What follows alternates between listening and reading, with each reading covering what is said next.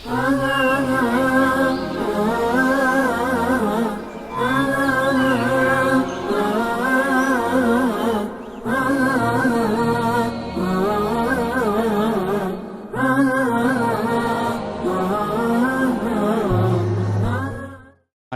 ورحمۃ اللہ وبرکاتہ۔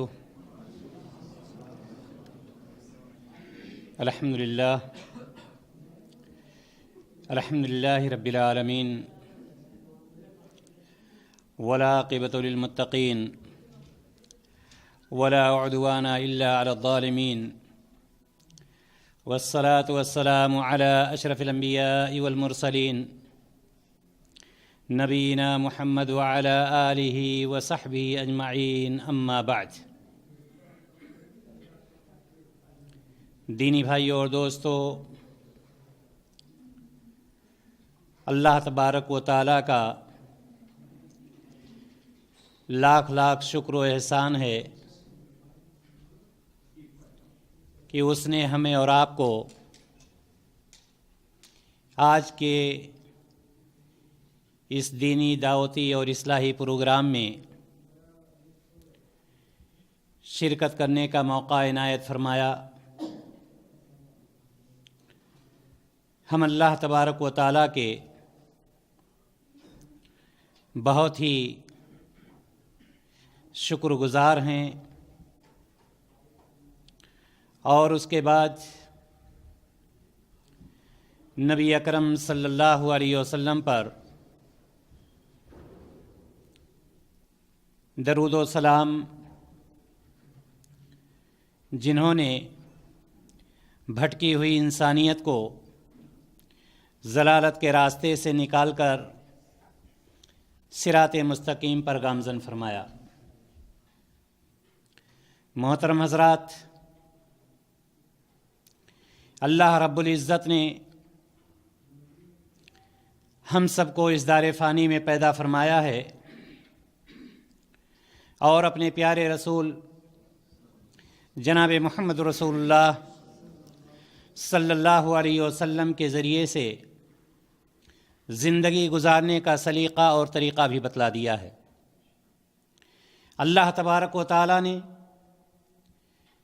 انسان اور جنات کو کیوں پیدا فرمایا، اس کی وضاحت بھی خود اللہ رب العزت نے قرآن مقدس میں کر دیا، اور ارشاد فرمایا وما خلقت الجن والانس الا لیعبدون، کہ میں نے انسان اور جنات کو اپنی عبادت کے لیے پیدا فرمایا ہے۔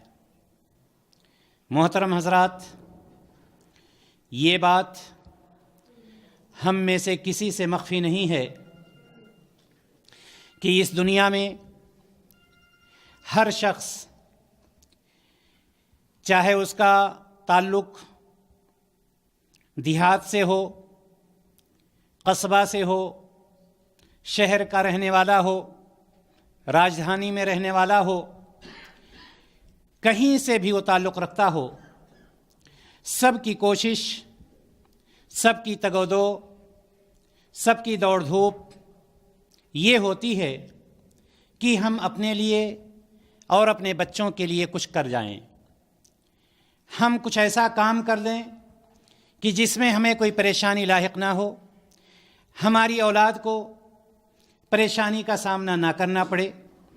اور ہر آدمی اس میں، چاہے کوئی شخص مولوی ہو، عالم ہو، خطیب اور واعظ ہو، ڈاکٹر اور انجینئر ہو، پڑھا لکھا ہو یا ان پڑھ ہو، کیسا بھی شخص ہو، یہاں تک کہ چاہے کوئی شخص تجارت کرنے والا ہو، کسان ہو، رکشہ چلانے والا، جوتے صاف کرنے والا، ظاہر سی بات ہے یہ سارے اعمال ہیں، لیکن کوئی بھی شخص اس قد و کاوش سے،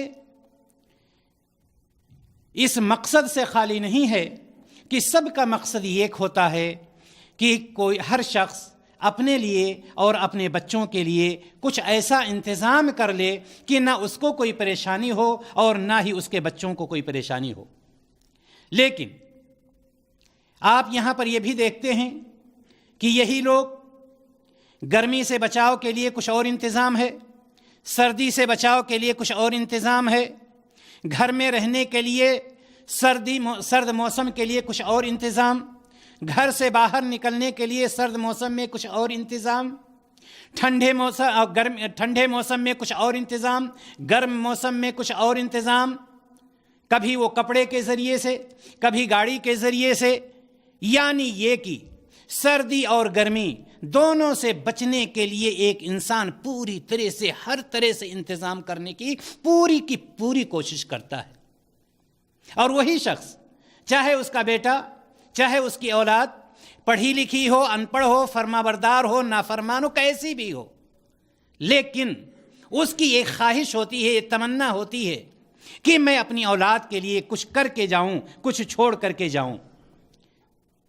محترم حضرات، میں بتلانا یہ چاہتا ہوں کہ چاہے ہم اپنے لیے کریں یا اپنی اولاد کے لیے کریں، یہ بات بھی ہم سے اور آپ سے مخفی نہیں ہے کہ یہ 60 سالہ زندگی، 70 سالہ زندگی، زیادہ سے زیادہ 100 سالہ زندگی، اس کے لیے ہم کتنی دوڑ دھوپ کرتے ہیں، کتنی تگ و دو کرتے ہیں، کتنی کوششیں کرتے ہیں، دن رات ایک کر دیتے ہیں، نیند کو حرام کر دیتے ہیں، اپنی اولاد کو چھوڑ کر، اپنا وطن چھوڑ کر دوسرے ملک میں چلے جاتے ہیں، اپنی پیاری گلیاں چھوڑ کر کے دوسرے کے گھر پر ہم چلے جاتے ہیں۔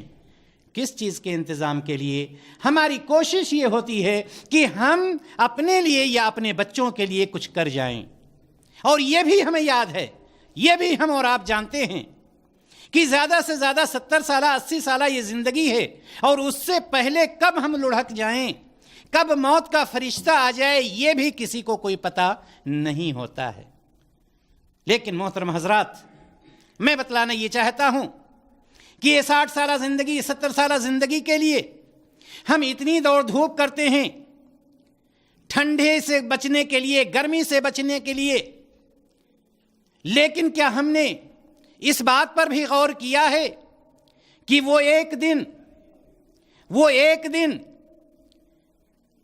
دن کی گرمی سے بچنے کے لیے ہم نے کوئی انتظام کیا ہے؟ وہ ایک دن کی جو گرمی ہوگی، ایک دن کی گرمی جس کے بارے میں نبی کریم صلی اللہ علیہ وسلم خود ارشاد فرماتے ہیں کہ وہ ایک دن جو ہوگا 50,000 سال کے برابر ہوگا۔ وہ ایک دن جو ہوگا سورج اتنا قریب کر دیا جائے گا کہ اگر انسان ہاتھ اٹھائے تو ہاتھ سے سورج ٹکرا جائے۔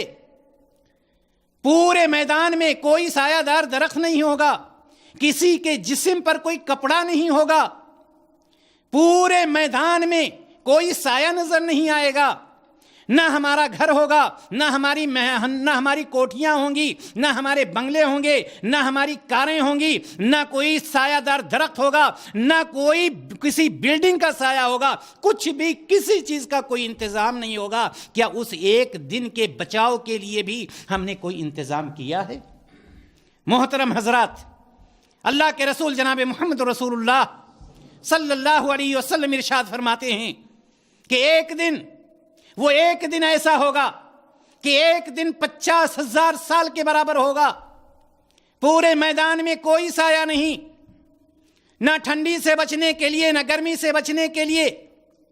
آج ہم دیکھیں کہ ٹھنڈی سے بچنے کے لیے ہمارے پاس انتظام ہے، گرمی سے بچنے کے لیے ہمارے پاس انتظام ہے، اور ہم کوششوں پر کوششیں کرتے جاتے ہیں، لیکن اس ایک دن کی گرمی سے بچنے کے لیے ہمارے پاس نہ تو ہمیں اس کے بارے میں سوچنے کا وقت ہے، اور نہ ہم اس کے لیے کچھ انتظام کر پاتے ہیں۔ وہ دن کون سا دن ہوگا؟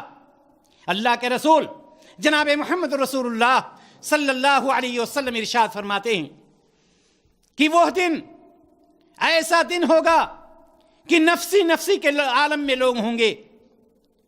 اللہ کے رسول صلی اللہ علیہ وسلم نے فرمایا کہ گرمی غضب کی ہوگی، سورج بالکل قریب کر دیا جائے گا۔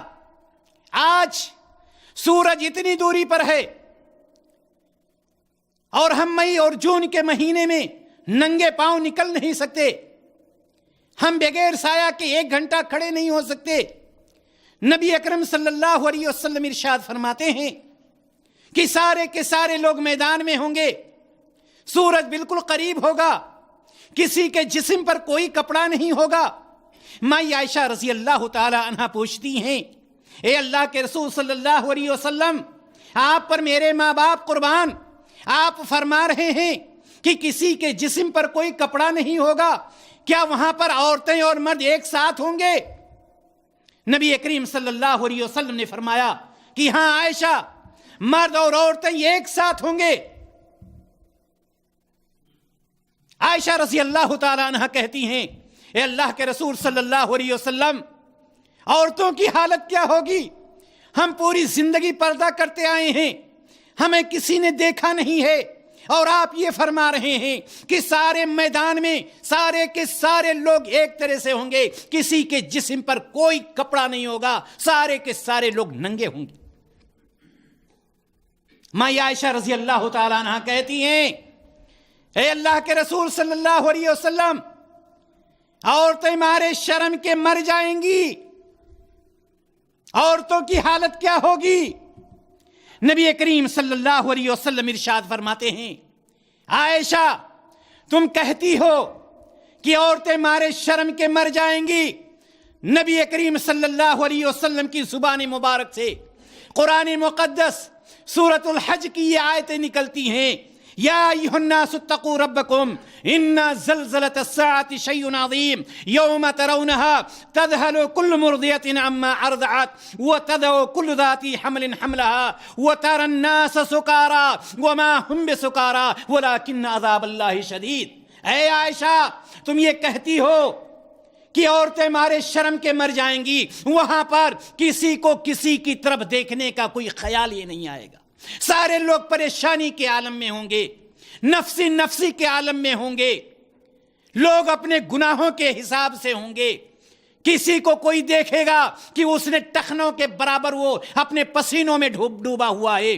کوئی اپنے گانٹھ کے برابر، کوئی کمر کے برابر، کوئی اپنے منہ کے برابر، کوئی ٹامک ٹوئیاں مار رہا ہے، پسینے میں ڈوبا ہوا ہے، اور پسینہ اس کا یہ ہوگا کہ بالکل ایسے ہی کھول رہا ہوگا جس طرح سے کڑھائی میں رکھا ہوا تیل کھولتا ہے، اس طرح سے اس کا پسینہ کھول رہا ہوگا۔ اللہ کے رسول جناب محمد رسول اللہ صلی اللہ علیہ وسلم اس آیت مبارکہ کی تلاوت کرتے ہیں اور فرماتے ہیں، یوم ترونہا تذہل کل مرضیۃ عما ارضعت، اس وقت دیکھو گے، یوم ترونہا تذہل کل مرضعۃ عما ارضعت، حمل والی عورتیں اپنے حمل کو ساکت کر دیں گی، حمل والی عورتیں اپنے حمل کو ساکت کر دیں گی۔ یوم ترونہا تذہل کل مرضعۃ عما ارضعت، یہ دودھ پلانے والی عورت اپنے دودھ پیتے بچے کو بھول جائے گی، وتضع کل ذات حمل حملها، اور حمل والی عورتیں اپنے حمل کو گرا دیں گی، وتری الناس سکارى، اور لوگ دیکھیں گے کہ ایسے عالم میں ہیں کہ بدمست نظر آ رہے ہیں، ایسا لگے گا کہ ان کو کوئی نشیلی چیز پلا دے گی، وما هم بسکارى، لیکن وہ نشے کی حالت میں ہوں گے، ولکن عذاب اللہ شدید، لیکن اللہ کا عذاب بہت سخت ہوگا۔ یہ کون سا دن ہوگا؟ یہ وہ دن ہوگا، یہ وہ دن ہوگا جب اللہ تبارک و تعالی سب کو جمع کرے گا۔ اس ایک دن کی گرمی سے بچنے کے لیے ہم نے اور آپ نے کیا انتظام کیا؟ ایک دن کی گرمی اللہ تبارک و تعالی نے فرما دیا، یوم ترونہا تذہل کل مرضعۃ عما ارضعت، یعنی دودھ پلانے والی عورت سب کچھ بھول سکتی ہے، اپنے دودھ پیتے بچے کو نہیں بھول جاتی ہے، لیکن وہ عالم ایسا ہوگا کہ دودھ پلانا بھول جائے گی۔ وَتَضَعُ كُلُّ ذَاتِ حَمْلٍ حَمْلَهَا، اور ہر عورت کا حمل ساقط ہو جائے گا، پریشان ہوں گی، اور لوگ بدمست نظر آ رہے ہوں گے۔ اللہ کے رسول جناب محمد رسول اللہ صلی اللہ علیہ وسلم سے مائی عائشہ رضی اللہ تعالیٰ عنہ پوچھتی ہیں، اے اللہ کے رسول صلی اللہ علیہ وسلم، یہ تو آپ نے بتلا دیا، اس وقت لوگوں کی حالت کیا ہوگی؟ آپ صلی اللہ علیہ وسلم فرماتے ہیں کہ لوگوں کی حالت یہ ہوگی کہ اتنا زیادہ وہ پریشان ہوں گے، گرمی سے گرمی کی شدت سے اتنا پریشان ہوں گے جس طرح سے کتا بھوکا اور پیاسا ہوتا ہے، گرمی کے وقت میں اس کی زبان اس کے منہ سے باہر نکلی ہوتی ہے، اسی طرح سے انسان کی زبان اس کے منہ سے باہر نکلی ہوئی ہوگی۔ ماں عائشہ رضی اللہ تعالیٰ عنہ پوچھتی، اے اللہ کے رسول صلی اللہ علیہ وسلم، اس وقت اس کے جسم سے جو پسینہ نکل رہا ہوگا اس کی کیا حالت ہوگی؟ آپ صلی اللہ علیہ وسلم فرماتے ہیں کہ جس طرح سے کڑھائی میں رکھا ہوا تیل کھولتا ہے اسی طرح سے اس کے جسم کا پسینہ کھول رہا ہو، اس میں وہ ڈبکیاں لگا رہا ہوگا۔ ماں عائشہ رضی اللہ تعالیٰ عنہ پوچھتی ہیں، اے اللہ کے رسول صلی اللہ علیہ وسلم، لوگوں کی حالت کیا ہوگی، کیا عالم ہوگا؟ آپ صلی اللہ علیہ وسلم ارشاد فرماتے کہ اس وقت سب سے پہلے مجھے کپڑا پہنایا جائے گا، پھر دیگر انبیاء کو پہنایا جائے گا، اس کے بعد صدیق کو پہنایا جائے گا، اس کے بعد فاروق کو پہنایا جائے گا، اور مجھے اور صدیق اور فاروق کو حوض کوثر پر بٹھایا جائے گا۔ لوگ پیاسے ہوں گے، پریشان ہوں گے۔ نبی کائنات فرماتے ہیں کہ ہم اور صدیق اور فاروق حوض کوثر پر بیٹھیں گے، فرشتے بیچ میں کھڑے ہوں گے، لوگ آنا چاہیں گے جن کے چہرے پیاس اور دھوپ کی گرمی سے اترے ہوئے ہوں گے، فرشتے کہیں گے پاس لے کر کے آؤ۔ وہ پاس کیا ہوگا؟ وہ پاس یہ ہوگا کہ جس نے چل چلاتی ہوئی دھوپ میں ظہر کی نماز پڑھی ہوگی، جس نے ٹھٹھرتی ہوئی رات میں فجر کی نماز پڑھی ہوگی، اس کے وہ سارے اعضاء جس پر وہ وضو کیا کرتا تھا اس دن چمک رہے ہوں گے، یہ اس کا پاس ہوگا۔ وہ لوگ آئیں گے، ہم ان کو حوض کوثر سے سیراب کریں گے، اور جو شخص ایک مرتبہ حوض کوثر سے پی لے گا جنت میں داخل ہونے تک دوبارہ پیاسا نہیں ہوگا۔ ماں عائشہ رضی اللہ تعالیٰ عنہ کہتی ہیں، اے اللہ کے رسول صلی اللہ علیہ وسلم، یہ تو پیاس کا معاملہ ہو گیا، یہ تو پیاس ختم ہو گئی، دھوپ کا عالم کیا ہوگا؟ وہاں پر تو کوئی سایہ دار درخت نہیں ہوگا۔ اللہ کے رسول جناب محمد رسول اللہ صلی اللہ علیہ وسلم ارشاد فرماتے ہیں کہ اللہ تبارک و تعالی اپنے عرش پر جلوہ گر ہو کر کہے گا، اپنے عرش پر مستوی ہوگا اور کہے گا، اے میرے فرشتوں، اے میرے فرشتوں، 7 قسم کے لوگوں کو چن چن کر کے، تلاش تلاش کر کے، ڈھونڈ کر کے لے کر کے آؤ، دھوپ سے بچا کر کے لاؤ۔ فرشتے کہیں گے، اے اللہ، اے اللہ، اے خالق کل، اے مالک کل، کہاں لے کر کے آئیں، کس جگہ لے کر کے آئیں؟ پورے میدان میں کوئی سایہ نہیں ہوگا۔ میرے بھائی اور دوستو، ہم اور آپ اندازہ لگائیں، آج ہم اور آپ یہاں پر بیٹھے ہوئے ہیں، ہر شخص سر چھپانے کی جگہ ضرور بنا رکھا ہے، چاہے اس کی پھوس کی کٹیا ہو، چاہے اس کی بلڈنگ ہو، چاہے اس کی حویلی ہو، لیکن ہر شخص کے پاس کچھ نہ کچھ ہوگا۔ وہ میدان ایسا ہوگا جہاں پر سر چھپانے کے لیے کوئی جگہ نہیں ہوگی۔ اللہ تبارک و تعالیٰ کہے گا، اللہ تبارک و تعالیٰ اپنے فرشتوں سے کہے گا، میرے فرشتوں، میرے عرش کے نیچے لے آؤ۔ یہ آج ان خوش نصیبوں کی بات میں کرنے جا رہا ہوں، ان خوش نصیبوں کی بات میں کرنے جا رہا ہوں جن کا میزبان میرا رب ہوگا۔ اس وقت سایہ دے گا جب کوئی سایہ نہیں ہوگا۔ میرا رب اپنے فرشتوں سے کہے گا، میرے عرش کے نیچے لے آؤ۔ آج ان کے لیے میرے عرش کا سایہ ہوگا، میرا عرش ان کے لیے سایہ بن جائے گا۔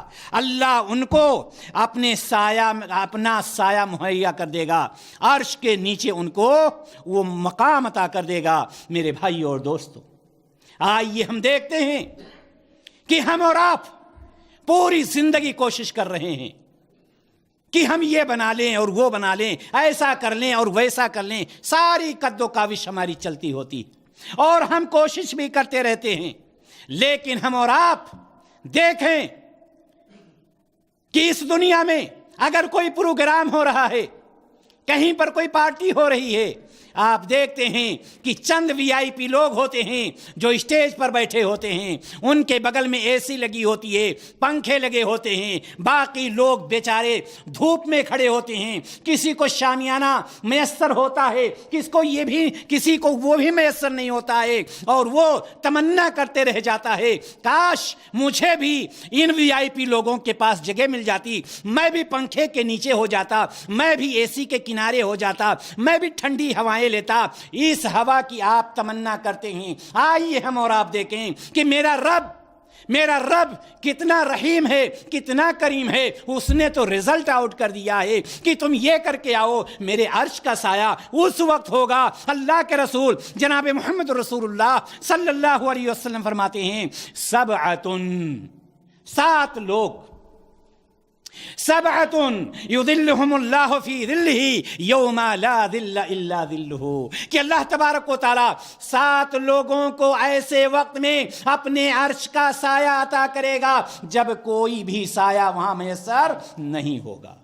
आइए आज हम उन खुश नसीबों का आपके बीच में जिक्र करते हैं, और जिक्र करने से पहले हम ये बतलाना चाहते हैं कि हम अल्लाह तबारक व तआला से दुआ करें कि इन्हीं 7 लोगों में से, इन्हीं 7 दर्जात में से, इन्हीं 7 किस्मों में से ऐ अल्लाह हम तमाम लोगों को किसी ना किसी दर्जे का तुम मुस्तहिक बना दे, ताकि हम भी क़यामत का दिन हो, महशर का दिन हो, तेरे अर्श का साया हो और हम वहां पर महफूज हों, हम उस साये से लुत्फ अंदोज हो रहे हैं।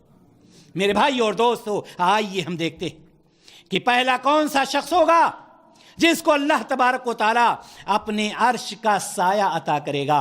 पहला खुश नसीब अल्लाह के रसूल सल्लल्लाहु अलैहि वसल्लम ने फरमाया, अल इमामुल आदिल, इंसाफ करने वाला बादशाह, इंसाफ करने वाला रहनुमा, इंसाफ पसंद रहनुमा। आप ये सोचते होंगे कि हम तो बादशाह बने ही नहीं, तो हम इस दर्जे से, हम इस ग्रेड से बाहर निकल गए। मेरे भाई और दोस्तों, यहां पर याद रखिएगा कि पहला वो शख्स होगा जिसके बारे में नबी कायनात ने फरमाया, इमामुन आदिल, इंसाफ करने वाला बादशाह। आप अपने घर के बादशाह हैं या नहीं है? आप बतलाइए, आप अपने घर के बादशाह हैं या नहीं हैं? कौन है आपके घर का बादशाह? अगर आप अपने घर के बादशाह हैं, आपकी फैमिली, बीवी है आपकी, आपके 4 बच्चे हैं, 2 बच्चियां हैं, माँ है, बाप हैं, कौन है बादशाह? आप बादशाह हुए नहीं। क्या आपके पास ये जो रियाया है उसके साथ आप अदल कर रहे हैं? अगर आप उसके साथ अदल कर रहे हैं तो आप भी अपने घर के बादशाह हुए और इसके मुस्तहिक बन रहे हैं। लिहाजा आपके जहन में ये बात नहीं होनी चाहिए कि यहां पर बादशाह से वही बात, इसमें कोई शक नहीं कि वो बादशाह तो है ही।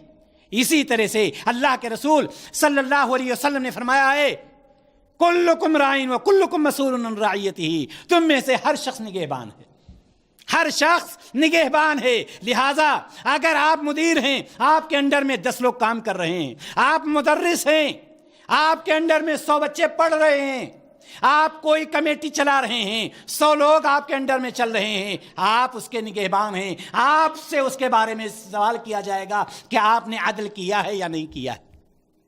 लिहाजा सबसे पहला वो शख्स जो इंसाफ पसंद बादशाह होगा, इंसाफ पसंद रहनुमा होगा, इंसाफ पसंद ऐसा शख्स जो दूसरों की निगरानी कर रहा है, चाहे वो मुदर्रिस हो, چاہے وہ مکھیا ہو، چاہے وہ پردھان ہو، چاہے وہ ایم پی ہو، چاہے ایم ایل اے ہو، چاہے وہ بادشاہ ہو، کوئی بھی ہو، ہر شخص سے اس کے بارے میں یہ سوال کیا جائے گا۔ اگر وہ یہاں پاس ہو جاتا ہے تو اللہ کے رسول جناب محمد رسول اللہ صلی اللہ علیہ وسلم نے کیا ارشاد فرمایا کہ اللہ تبارک و تعالیٰ اس دن اپنے عرش کا سایہ عطا کرے گا جب پورے میدان میں کوئی سایہ نہیں ہوگا۔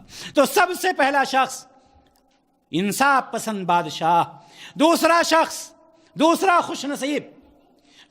خوش نصیب وہ شاب نشا فی عبادت ربہ۔ بہت اہم گھڑی ہے میرے بھائی اور دوست، وہ شاب، نوجوان نشا فی عبادت ربہ، جو اپنے رب کی عبادت میں اپنی زندگی گزار رہا ہے۔ یہ زندگی عجیب و غریب ہوتی ہے میرے بھائی اور دوستو، نوجوانی کی زندگی عجیب و غریب ہوتی ہے۔ نوجوان کو ہمیشہ دیکھیں گے نہ وہ کسی واعظ و نصیحت کی محفل میں آپ کو اکثر لوگ نظر نہیں آئیں گے، مسجد میں اکثر لوگ نظر نہیں آئیں گے، اچھے کاموں میں اکثر لوگ نظر نہیں آئیں گے۔ اسی وجہ سے اللہ کے رسول صلی اللہ علیہ وسلم نے فرمایا ہے کہ ایسے وقت میں جو شخص اپنے خواہشات نفسانی پر کنٹرول پا جاتا ہے، اپنے آپ کو محفوظ کر لیتا ہے، اللہ تبارک و تعالیٰ چونکہ یہ وہ وقت ہوتا ہے جس وقت ساری برائیاں اس کے سامنے جنم لے رہی ہوتی، ساری برائیاں اس کے سامنے اٹکھیلیاں کر رہی ہوتی ہیں، ساری برائیوں کے دروازے اس کے سامنے کھلے ہوئے نظر آتے ہیں۔ ایسے شخص کے بارے میں اللہ کے رسول صلی اللہ علیہ وسلم نے فرمایا کہ وہ جوان جس نے اپنی جوانی کو مستانی نہ بنایا ہو، وہ جوان کہ جب حی علی الصلاۃ حی علی الفلاح کی آواز دی جا رہی تھی، وہ چوراہے پر کھڑے ہو کر کے دوسری کی بہو بیٹیوں پر نظارے نہیں کر رہا تھا، بلکہ حی علی الصلاۃ حی علی الفلاح کے وقت وہ مسجد کا رخ کر رہا تھا۔ وہ نوجوان کی اذان ہو رہی تھی تو خراٹے نہیں مار رہا تھا، جو رات بھر ڈش دیکھتا ہے، رات بھر برائیاں کرتا ہے، فجر میں جو سو جا رہا ہے وہ نوجوان نہیں، بلکہ وہ نوجوان جو رات ٹھٹورتی ہوئی ہے، سرد رات ہے، حی علی الصلاۃ کی آواز آتی ہے، الصلاۃ خیر من النوم کی آواز آتی ہے، اور بستر، نرم گرم بستر کو چھوڑ کر کے مسجد کا رخ کرتا ہے۔ وہ نوجوان جس کا دل ہمیشہ اللہ تبارک و تعالیٰ کی اطاعت میں لگا رہتا ہے، وہ نوجوان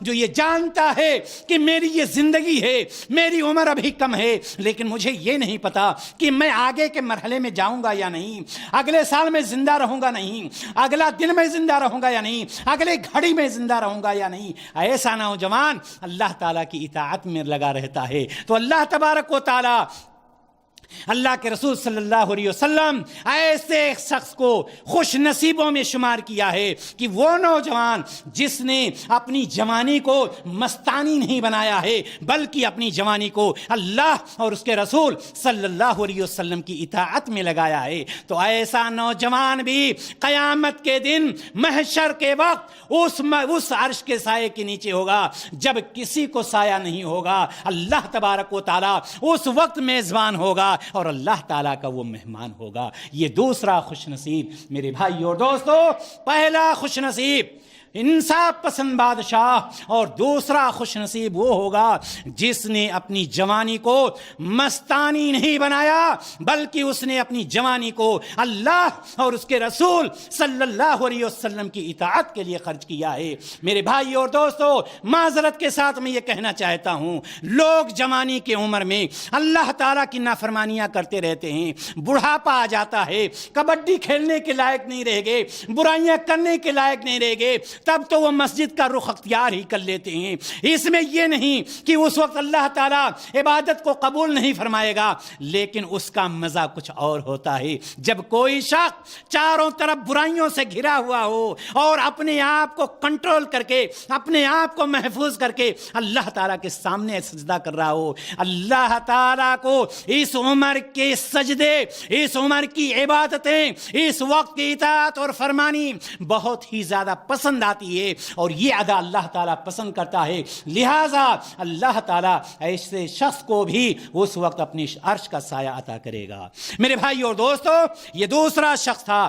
آئیے دیکھتے ہیں تیسرا کون سا شخص ہے۔ تیسرا شخص نبی کائنات صلی اللہ علیہ وسلم ارشاد فرماتے ہیں، وَرَجُلٌ قَلْبُهُ مُعَلَّقٌ فِي الْمَسَاجِدِ، ایسا شخص، ایسا بندہ جس کا دل مسجد سے لٹکا ہوا ہو۔ وَرَجُلٌ قَلْبُهُ مُعَلَّقٌ فِي الْمَسَاجِدِ، کہ اس کا دل مسجد سے لٹکا ہوا ہو۔ کیا مطلب ہے؟ وہ اپنے دل کو نکال کر مسجد کے مینارے پر لٹکا دے گا، یا مسجد کی جالیوں میں لٹکا دے گا، یا مسجد سے جا کر کے اپنے آپ کو باندھ لے گا؟ نہیں میرے بھائی اور دوستو، مطلب یہ نہیں ہے۔ مطلب یہ ہے چاہے وہ امیر ہو، چاہے وہ غریب ہو، چاہے بڑے خاندان کا ہو، چاہے چھوٹے خاندان کا ہو، اللہ کے نزدیک تو خاندان والا وہی ہے، عزت والا وہی ہے جس کے بارے میں اللہ تعالیٰ نے فرمایا ان اکرمکم عند اللہ اتقاکم، اللہ تم میں عزت والا وہی ہے جو تقوی والا ہے۔ اللہ تبارک و تعالیٰ نے فرما دیا ہے کہ تقوی ہی اصل پہچان ہے، کسی کا کسی چیز سے کوئی تعلق اور نہیں ہوگا۔ یہاں پر اللہ تبارک و تعالیٰ، اللہ کے رسول صلی اللہ علیہ وسلم نے یہ فرمایا ہے کہ اس کا دل مسجد سے لٹکا ہوا ہو، ابھی اس نے ظہر کی نماز پڑھی ہے، ابھی عشاء کی نماز پڑھی ہے، وہ سوچتا ہے مجھے 5:30 بجے فجر کی نماز پڑھنی ہے، چونکہ 5:30 بجے 5:25 پہ جماعت کھڑی ہو جاتی ہے، مجھے 5 بجے کا الارم لگانا ہے، مجھے جلدی سونا ہے۔ اس کا دل مسجد سے لگا ہوا ہے، اس کا دل مسجد سے لگا ہوا ہے، اور صرف نماز ہی سے تعلق نہیں۔ یاد رکھیے گا، جب کسی کو کسی سے محبت ہو جاتی ہے، اگر مسجد سے محبت ہو جاتی ہے تو مسجد سے اس طرح سے لگ جاتا ہے، وہ دیکھتا ہے کہ یہاں پر جو امام ہے، یہاں پر جو مؤذن ہے، اس کو تنخواہ ملی ہے یا نہیں ہے، اس کا انتظام کہاں سے کیا جائے، لائٹ جل رہی ہے یا نہیں جل رہی ہے، اس کا انتظام کہاں سے کیا جائے، مسجد میں صفائی ہے یا نہیں ہے، اس کا انتظام کہاں سے کیا جائے، مصلیوں کے لیے پانی آ رہا ہے یا نہیں ہے۔ یہ اس کا دل مسجد سے لٹکا ہوا ہے۔ میرے بھائی اور دوستو، معذرت کے ساتھ میں کہنا چاہتا ہوں کہ کتنے ایسے لوگ ہوتے ہیں کہ مسجد کے بغل میں گھر ہے، مسجد کے بغل میں گھر ہے، ان کے گھر کی زیب و زینت کو آپ دیکھیں گے تو پریشان ہو جائیں گے، لیکن مسجد میں اگر ایک ٹیوب لائٹ خراب ہو گئی ہے، وہ لگانا ان کو نصیب نہیں ہوتا ہے۔ یہ حقیقت ہے، اس کو آپ مانیے۔ مسجد کا دروازہ بند ہے یا کھلا ہوا ہے، وہ خود جا کر کے بند نہیں کر سکتے۔ کیوں؟ وہ جانتے ہیں کہ یہ میرا کام نہیں ہے، اگر میں نے مسجد کا دروازہ بند کر دیا، مسجد کی جا کر لائٹ ہم نے بند کر دی، تو لوگ یہ سمجھیں گے کہ یہ کتنا گرا آدمی ہے۔ یہ سب کام تو وہ کرتے ہیں جو گرے ہوئے لوگ ہوتے ہیں۔ میرے بھائی اور دوستو، مسجد سے دل لٹکنے کا مطلب صرف نماز ہی سے اس کا تعلق نہیں ہے، بلکہ ساری چیزوں سے اس کا تعلق ہے۔ ہم دیکھیں کہ مسجد میں کیا ہو رہا ہے، کیا نہیں ہو رہا ہے، مسجد کی صفائی ہو رہی ہے نہیں ہوئی، مسجد میں نمازی اگر زیادہ ہو رہے ہیں، اگر اس کی ضرورت اور ہے، ہم اوپر کوشش کریں۔ ہم دیکھ رہے ہیں کہ محلہ، ہمارا گاؤں، ہماری بستی بڑی ہو گئی، ایک ہی مسجد تھی، ہم کوشش کریں دوسری مسجد بنوائیں۔ اللہ کے رسول صلی اللہ علیہ وسلم نے فرمایا من بنا للہ مسجدا بنى اللہ لہ بیتا فی الجنہ، جس نے اللہ تعالیٰ کے لیے ایک مسجد بنایا، اللہ تبارک و تعالیٰ جنت میں اس کے لیے گھر بنائے گا۔ جب اس طرح سے انسان ہوتا ہے، اس کو کہتے ہیں کہ اس کا دل مسجد سے لٹکا ہوا ہے، اور ایسے شخص کو اللہ تبارک و تعالیٰ قیامت کے دن اپنے عرش کا سایہ عطا کرے گا۔ اللہ تعالیٰ ہم سب کو اسی میں سے بنائے۔ میرے بھائی اور دوستو، آئیے چوتھا خوش نصیب کون سا ہوگا؟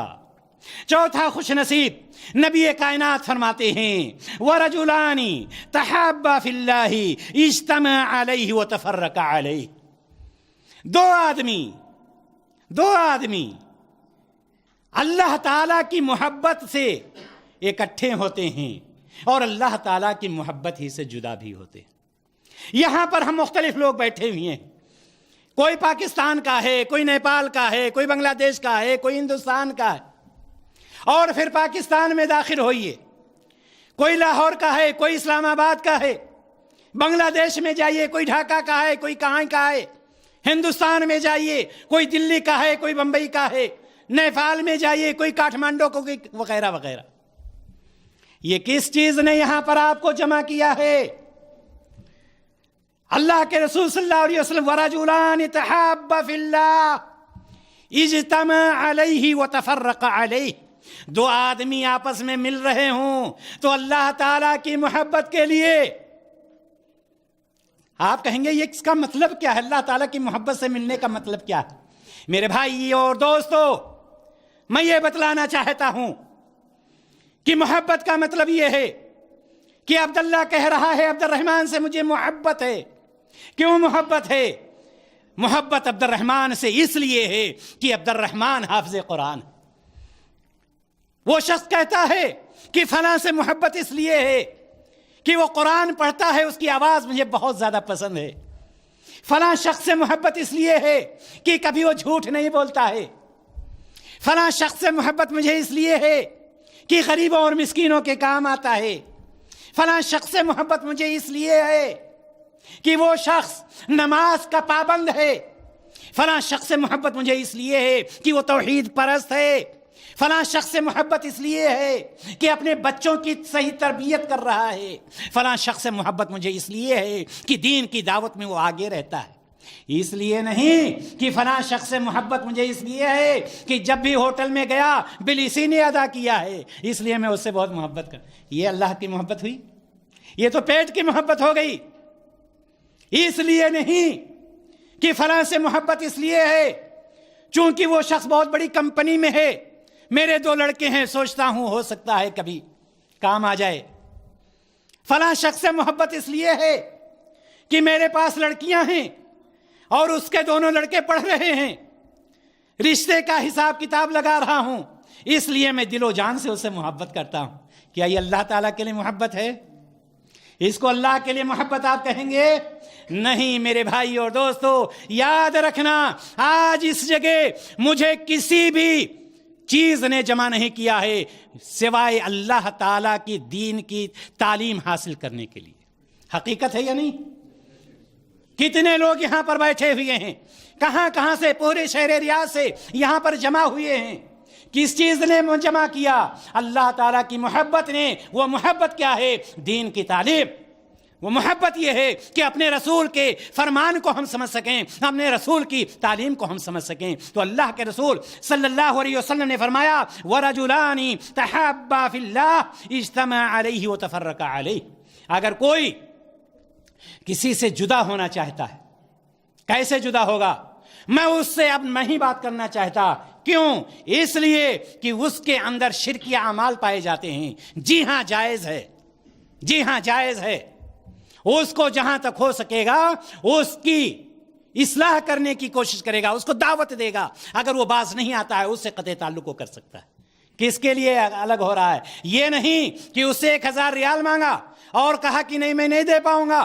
برابر میرے ساتھ چائے پیتا تھا، میں برابر اس کو چائے پلاتا، اس کی فیملی کو میں گھر پر بلاتا تھا. ایک دن 1000 ریال مانگا، کہا میرے پاس نہیں ہے. ایسے لوگوں سے میں تعلق نہیں. یہ کس چیز کے لیے الگ ہو رہا ہے؟ کیا اللہ کے لیے الگ ہو رہا ہے؟ نہیں، اپنے مطلب کے لیے الگ ہو رہا ہے. تو مطلب یہ نہیں ہے. اللہ کے رسول صلی اللہ علیہ وسلم نے فرمایا کہ اگر 2 لوگ آپس میں مل رہے ہوں تو کس کے لیے؟ صرف اور صرف اللہ کے لیے. اور اگر آپس سے جدائی ہو رہی ہو تو وہ جدائی بھی کس کے لیے ہو رہی ہو؟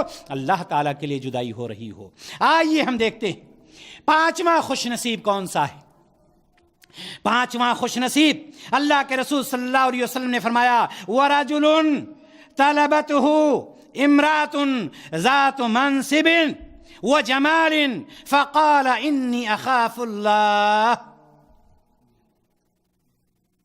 ایک ایسا شخص جس کو بدکاری کا موقع ہی نہیں ملا، بلکہ ایک ایسی عورت جو حسن و جمال کی ملکہ ہے، ساتھ ہی ساتھ منصب والی بھی ہے. منصب والی سے مطلب یہ ہے کہ اگر کوئی ایک شخص کسی خوبصورت لڑکی کو راستے میں کوئی کام کرتا ہے، اس کو ڈر ہے کہ ہمیں دوسرا شخص برا کہے گا، لیکن وہ عورت جو منصب والی ہوتی ہے اپنے گھر پر بلا لیتی ہے، دوسرا دیکھتا بھی ہے تو اس کے ڈر سے دوسرا اس کو بول نہیں پائے گا۔ ایسے حالات میں بھی ایک تو خوبصورت ہے، دوسرے میں وہ منصب والی ہے، کوئی خوف نہیں، کوئی خطرہ بھی نہیں ہے، لیکن وہ بندہ جو اللہ تعالیٰ پر ایمان رکھتا ہے کہتا ہے انی اخاف اللہ، مجھے اللہ کا خوف ہے، اگرچہ دنیا مجھے نہیں دیکھ رہی ہے، اگرچہ تمہارا جمال ہے، تمہاری خوبصورتی ہے، لیکن میں اللہ سے خوف کھاتا ہوں، میں تمہارے کنارے نہیں آ سکتا۔ راستے میں بچ کر کے چلائے کوئی، یہ کمال کی بات نہیں ہے۔ حالات ہموار ہوں، حالات سازگار ہوں اور اس میں اپنے آپ کو کوئی اگر بچا لیتا ہے، یہ کمال کی بات ہے۔ مثال کے طور پر اگر کوئی ایک نابینا کہتا ہے میں بازار میں نکلتا ہوں کسی لڑکی کی طرف نہیں دیکھتا، تو کیا اس کا کمال ہے جب اس کے پاس بینائی ہی نہیں ہے؟ لیکن اگر ایک وہ شخص جس کو اللہ تبارک و تعالی نے بصارت دے رکھی ہے لیکن اس کی نظر غیر کی طرف نہیں اٹھتی ہے، اپنی نظر کی وہ حفاظت کرتا ہے، یہ کمال کی بات ہے۔ ایک شخص اگر بدکاری کا موقع ہی نہیں پاتا ہے اور وہ بدکاری نہیں کرتا ہے تو یہ کوئی کمال کی بات نہیں، لیکن کمال اس شخص کے لیے ہے کہ سارے مواقع فراہم ہوں، ساری سہولتیں موجود ہوں، کوئی خطرہ نہ ہو۔ آپ نے دیکھا یوسف علیہ السلام کا واقعہ، پڑھیے سورہ یوسف، کیا ہوا تھا آپ کے ساتھ، زلیخا نے کیا کیا تھا؟ ظاہر سی بات ہے وہاں پر کوئی چیز باقی نہیں تھی، کوئی کچھ نہیں کر سکتا تھا، یہاں تک کہ دروازہ بند کر دیتی ہے، لیکن یوسف علیہ الصلاۃ والتسلیم نے اپنے آپ کو کیسے محفوظ کیا اور آخر کیا ہوا پھر، وہ پورا واقعہ آپ کے سامنے ہے، سورہ یوسف آپ پڑھ سکتے ہیں۔ کہنے کا مطلب یہ ہے کہ پانچواں خوش نصیب وہ ہوگا کہ جسے کسی خوبصورت، اور یہاں پر یاد رکھیے گا یہ مطلب نہیں ہے کہ بدصورت لڑکی سے اگر بدکاری کیا تو اس کا کوئی مسئلہ نہیں ہے، مخالف مفہوم نہیں، یہاں پر یہ بات بتلانا مقصود ہے کہ ایسے سارے حالات، خوبصورتی بھی ہے، حالات بھی سازگار ہیں، کوئی اس پر آواز بھی نہیں اٹھا سکتا ہے، لیکن وہ یہ جانتا ہے دنیا دیکھے یا نہ دیکھے میری رب کی نظروں سے کوئی چیز پوشیدہ نہیں ہے، اور وہ کہتا ہے انی اخاف اللہ، میں اللہ سے ڈرتا ہوں۔ ایسے شخص کے لیے اللہ تبارک و تعالی اپنا خود میزبان بنے گا، اور اس وقت جب پورے میدان میں کوئی سایہ نہیں ہوگا اپنے عرش کا سایہ عطا کرے گا۔ چھٹا شخص، چھٹا خوش نصیب کون سا ہوگا؟ چھٹا خوش نصیب اللہ کے رسول صلی اللہ علیہ وسلم نے ارشاد فرمایا وَرَجُلٌ تَصَدَّقَ، ایسا شخص جو صدقہ و خیرات کرتا ہے اور اس کو چھپاتا ہے، کہاں تک؟ حَتَّى لَا تَعْلَمْ شِمَالُهُ، دائیں ہاتھ سے خرچ کر رہا ہے، کوشش یہ کر رہا ہے اس کے الٹے ہاتھ کو خبر نہ ہونے پائے، دائیں ہاتھ سے خرچ کر رہا ہے، بائیں ہاتھ سے کوشش کر رہا ہے کہ نہ خبر ہونے پائے کہ دائیں ہاتھ نے کیا خرچ کیا۔ یہاں پر دو چیزیں، ایک چیز تو یہ کہ صدقہ و خیرات کرنے کی فضیلت، اور دوسری چیز یہ کہ صدقہ و خیرات اللہ تبارک و تعالی نے کیا فرمایا؟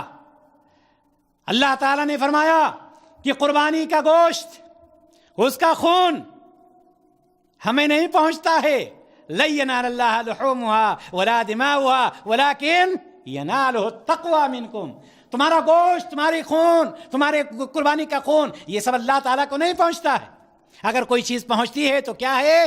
تمہارا تقوی۔ اگر تم اللہ تعالیٰ کے لیے خرچ کر رہے ہو، اللہ کے راستے میں خرچ کر رہے ہو، آج کل کیا ہوتا ہے قربانی بھی جو کیا جاتا ہے، قربانی کے بکرے کے پاس کھڑے ہو کر فوٹو کھنچایا جاتا ہے، 20,000 روپے کا بکرا اور نیوز پیپر میں دیا جاتا ہے 50,000 روپے کا بکرا، اعلان کرایا جاتا ہے مسجد کا چندہ 10,000 روپیہ فلاں حاج صاحب نے دیا ہے۔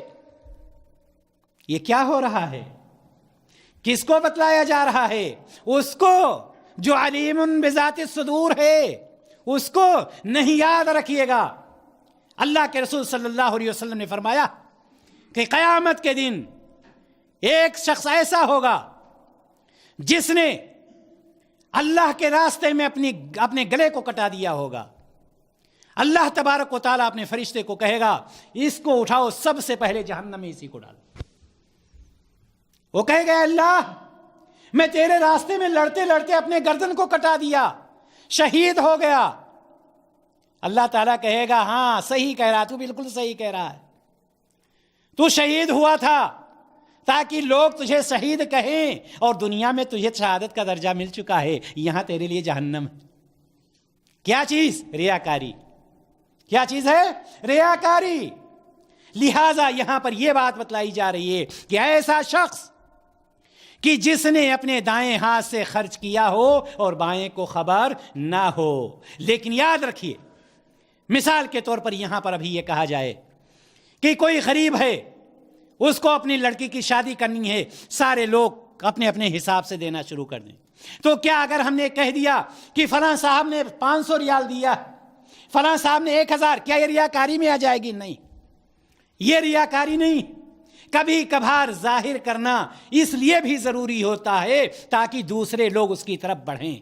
انما الاعمال بالنیات، عمل کا دار و مدار نیتوں پر ہے۔ 10 لوگ ہیں بیٹھے ہوئے ہیں، کوئی نہیں بول رہا ہے، ایک شخص کہتا ہے چلیے کوئی بات نہیں میرے طرف سے 500 ریال لیجیے آپ، اس کا مطلب یہ نہیں کہ وہ ریاکاری ہی کر رہا ہے، وہ یہ بتلا رہا ہے کہ میں آگے بڑھا، میرے بھائیوں آپ بھی آگے بڑھو۔ ایسا کرنا صحیح ہے، لیکن آپ کا دل صاف ہونا چاہیے۔ اگر ہمارا دل صاف ہے تو اللہ تبارک و تعالی ہمارے دل کی بھیدوں کو ہم سے بہت زیادہ جانتا ہے اور اس کا اجر مل کے ہی رہے گا۔ میں بتلا یہ رہا تھا کہ چھٹا خوش نصیب وہ ہوگا جس نے اللہ تعالی کے راستے میں خرچ کیا ہے، اور ایسا خرچ کیا ہے کہ اس نے ریاکاری نہیں کی ہے، دکھاوا نہیں کیا ہے، شہرت کے لیے نہیں کیا ہے، بلکہ اللہ تعالیٰ کی رضا کے لیے کیا ہے۔ تو ایسا شخص بھی قیامت کے دن جب پورے میدان میں کوئی سایہ نہیں ہوگا، اللہ تبارک و تعالیٰ اپنے عرش کا سایہ عطا کرے گا۔ اور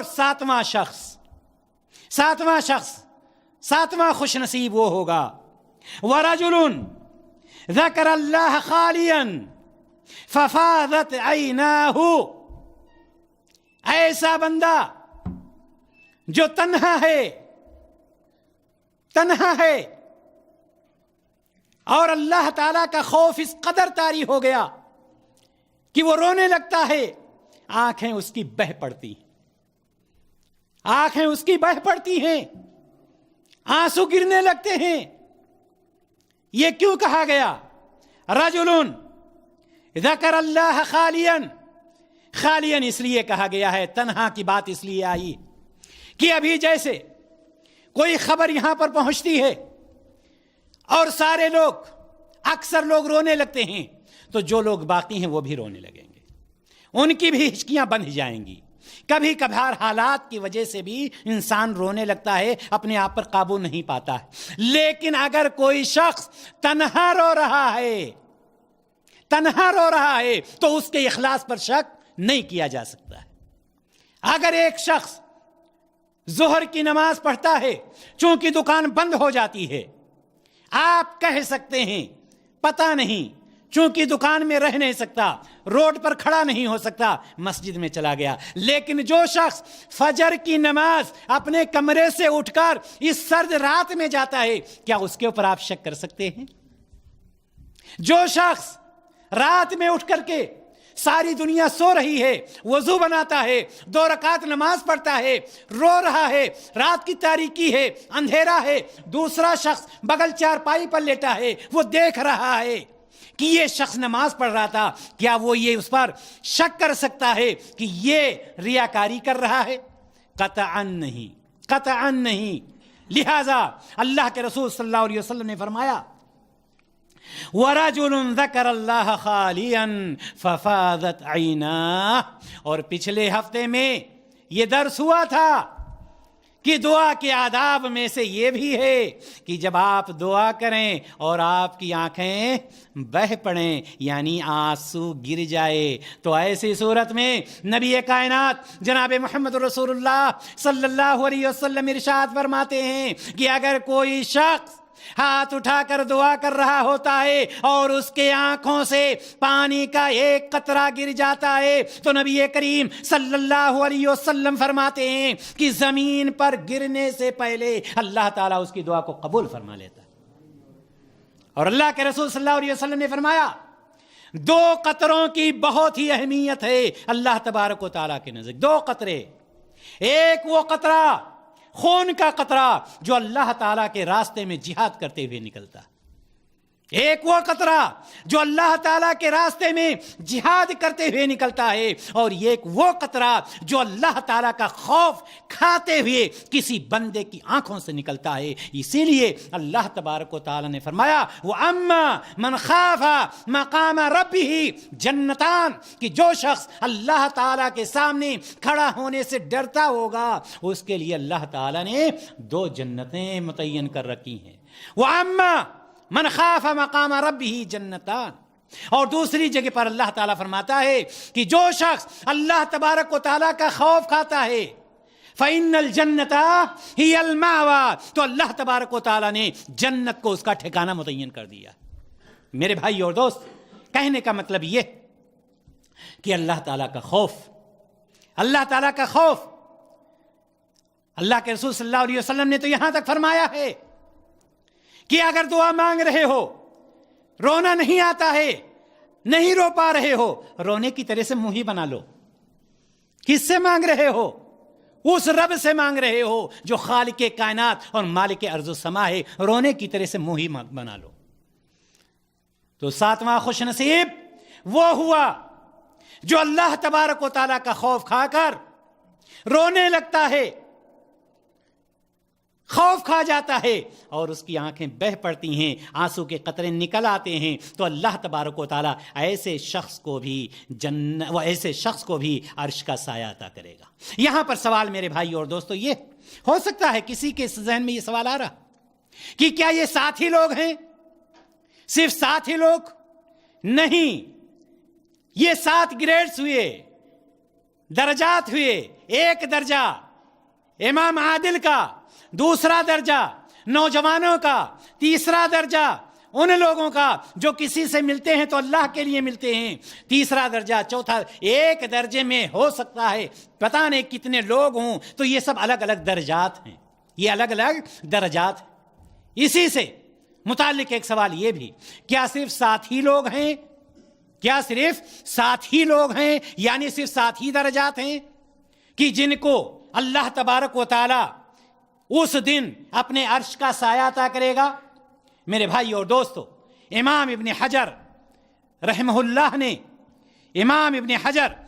اللہ نے کی ایک کتاب ہے جس میں انہوں نے 70 لوگوں کا ذکر کیا ہے. جیسے یہاں پر 7 لوگوں کا ذکر ہے وہاں پر انہوں نے 70 لوگوں کا ذکر کیا ہے. اللہ تبارک و تعالیٰ سے ہم دعا کرتے ہیں کہ الہ العالمین ہمیں ان 7 لوگوں میں سے کوئی کم از کم ایک درجہ ضرور عطا فرما دے تاکہ اس میدان میں ہم تیرے عرش کے سائے میں ہوں جب کوئی سایہ نہیں ہوگا. الہ العالمین ہم ہی نہیں دنیا میں جتنے بھی ہمارے مسلمان بھائی بہن ہیں جو جا چکے ہیں ان کو بھی، جو موجود ہیں ان کو بھی تو اپنے عرش کا سایہ عطا فرما، ان کو صحیح راستے پر چلنے کی توفیق عطا فرما، ان کے اندر اپنے پیارے رسول جناب محمد رسول اللہ صلی اللہ علیہ وسلم کی محبت کو بٹھا دے تاکہ آپ کی اطاعت کر کے تیرے پیارے رسول کے بتائے ہوئے ان 7 درجات میں سے وہ درجے حاصل کر لیں اور قیامت کے دن تیرے عرش کا سایہ ان کو نصیب ہو. آمین یا رب العالمین۔ وآخر دعوانا ان الحمد للہ رب العالمین۔ السلام علیکم۔